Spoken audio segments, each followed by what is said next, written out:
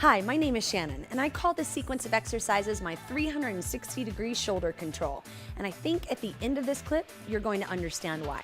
So I'm going to teach you 3 different exercises, and then how we sequence them together is going to make all the difference. Targeting the front of the shoulder, the middle of the shoulder, as well as the rear delt, all in about 5 minutes or less. So go ahead and take your feet a little bit more than hip distance apart. Turn the bar lengthwise right in front of the thighs. Hands just about shoulder distance apart, and we're going to begin with an upright row. So pulling the bar up the body and let it go. Now I know, a lot of books, a lot of train of thought, this has become a not so familiar exercise, kind of outlawed it in some cases. But what I want you to think about, and the bar allows you to do this, is that we're trying to pull the bar apart as we come up. So rather than emphasizing the up, emphasize the out. That should make a difference. Try 2 more here. So this is just the beginning, don't worry.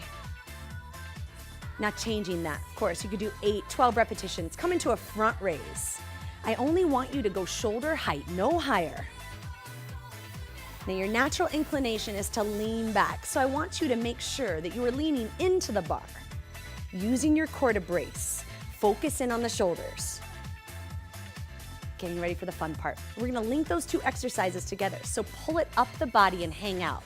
Now push the bar straight out to me, and then lower down with control. It's not a lot of fun, is it?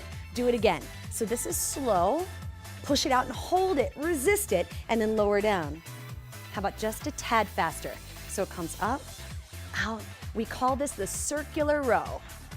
Now in my class, I'd make them do this 8 to 12 times. Only gonna make you do 4 so I can show you a few different ideas. Before we move on, I wanna show it to you from the side. So looking at it side on, trying to keep the shoulders right on the hips, right over the hips. Pull it up the body, push it out, and lower down. One more time. Comes up the body, pushes out, elbows stay up, and lowers down. So that's your circular row. Directly following that with no breaks in class, feet a little bit more than hip distance apart, hinge at the hips, hand comes right down on the thigh to support this forward flexion. The bar reaches towards the front of the room, and we angle out. Now you're gonna wanna let the torso twist, but I'm gonna ask you to keep it straight forward. Squeeze the shoulder blades together and find that tiny little muscle at the back of the shoulder and let it move the bar. Couple more. Now you have an option here. Depending on what size bar you grab, you could keep the end of the bar on the floor, or if you wanna try it, grab right in the center, angle the bar slightly up, and perform the same exercise. Yeah? Your choice. Now, one other option on this reverse fly, we can go into a 1-leg balance. Bar comes forward, open up to the side.